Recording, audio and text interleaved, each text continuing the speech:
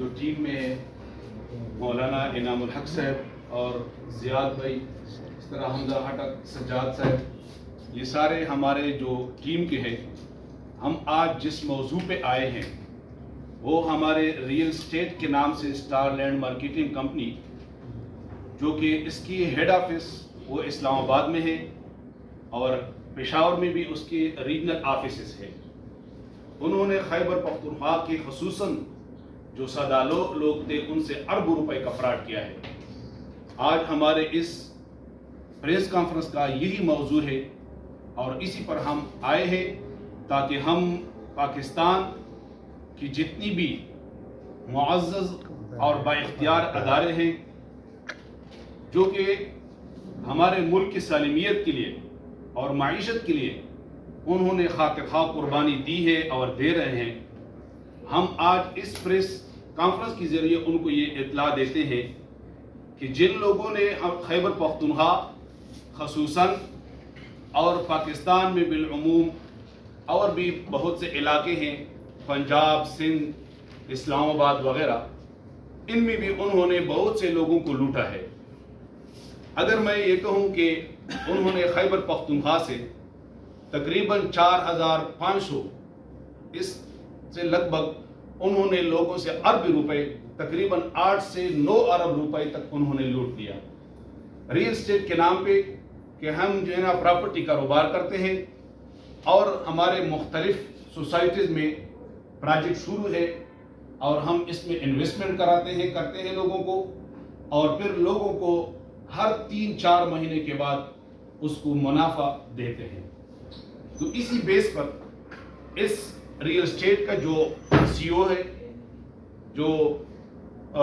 اس کا نام ہے بلال حسن ولد منور حسن، بیسیکلی وہ کشمیر سے تعلق رکھتا ہے لیکن وہ اسلام آباد اور پنڈی میں اور اس طرح مختلف لاہور وغیرہ میں بھی اس کے ٹھکانے ہیں، لیکن وہ اسلام آباد میں پرماننٹ ریزیڈنسی اس کی ہے.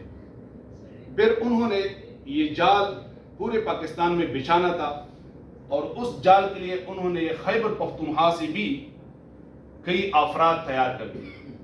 ان لوگوں میں خیبر پختونخوا کے جو ریجنل ڈائریکٹر تھا وہ ہے افتخار احمد، جو شاپقدر چرسدہ کا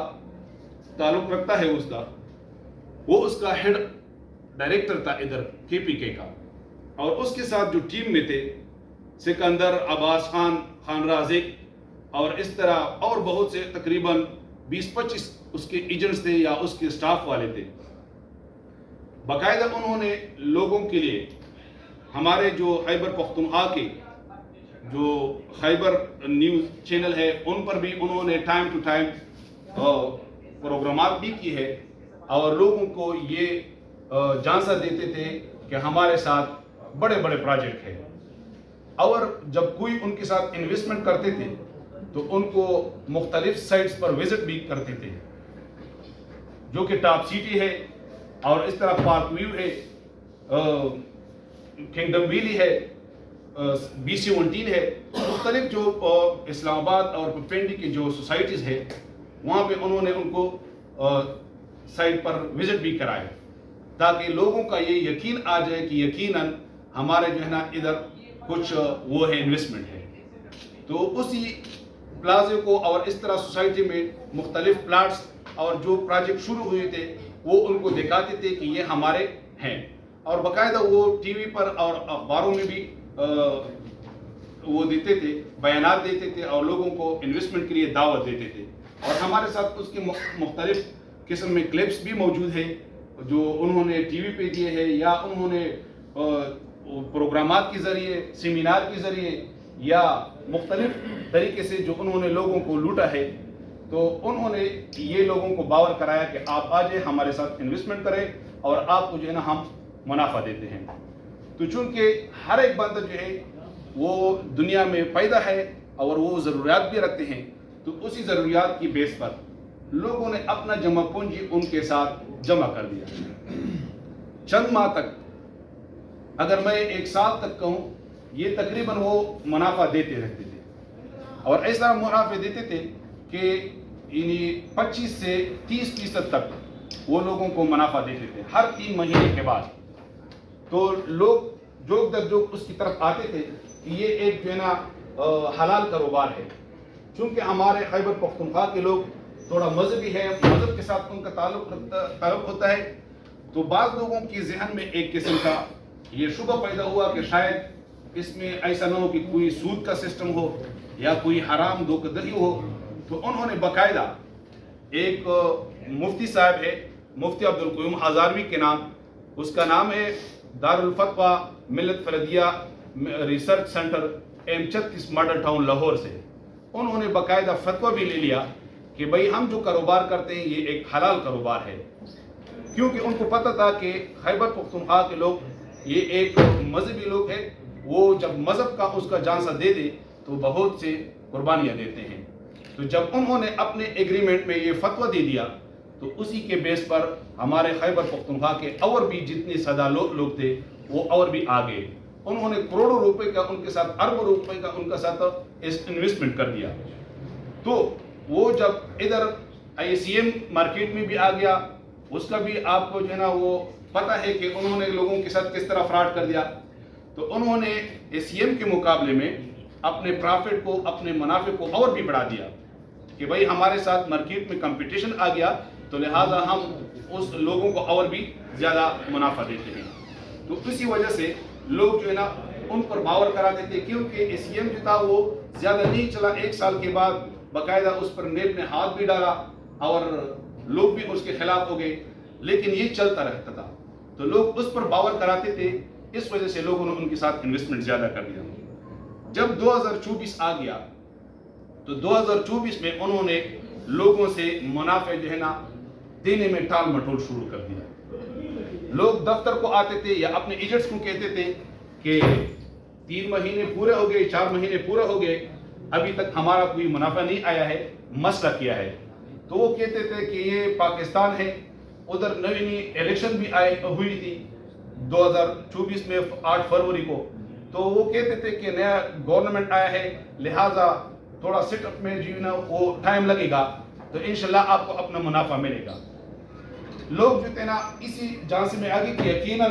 نیا گورنمنٹ آ گیا. تو نئے گورنمنٹ کے بہانے پر انہوں نے لوگوں کو 2-3 مہینے کے لیے اور بھی ٹال دیے. پھر لوگ آگے کہ ابھی تک ہمارے منافع نہیں آگے، حالانکہ 5 مہینے پورا ہو گئے. تو وہ پھر لوگوں کو کہتے تھے کہ یہ نیا بجٹ آنے والا ہے، چونکہ پراپرٹی پر بہت سے ٹیکسز آئے ہیں. تو ہم نے اس کے ساتھ گورنمنٹ کے ساتھ بات بھی کی ہے، اور یہ گورنمنٹ جو ہے یہ مہنگائی کے خلاف آیا تھا، لہٰذا پراپرٹی سے ٹیکس جو ہے نا وہ ختم کریں گے، آپ کو بہت زیادہ منافع ملے گا. تو لوگوں نے اس پر بھی صبر کر لیا، حتیٰ کہ جون جولائی گزر کی ٹیم بنا دیا، اور اسی کے خلاف ہم نے پورا لوگوں کو خیبر پختونخوا سے جتنے بھی ہمارے ساتھ کانٹیکٹ میں تھے یا ہم ان کے پیچھے جاتے تھے گھروں سے، ہمیں جہاں پر بھی پتہ لگتا تھا کہ یہاں پر بھی جو انویسٹر ہے اس کا نمبر وغیرہ لیتے تھے. تو تقریباً 4-5 مہینے میں ہمارے ساتھ بہت سے لوگ آ گئے، 500 سے بھی زیادہ لوگ آ گئے. تو وہ 500 لوگ جو تھے سارے کے سارے اسی اسٹار لینڈ مارکیٹنگ کے انویسٹر تھے. جب ہم نے سارے سے پوچھ لیا تو تقریباً اس میں ایسے لوگ تھے کہ انہوں نے کروڑوں انویسٹمنٹ کیے تھے، اپنے زمینیں خریدی تھی. اس طرح ہمارے ساتھ بیوہ اور اس طرح معذور لوگ آ گئے کہ ان غریبوں کو گورنمنٹ کی طرف سے جو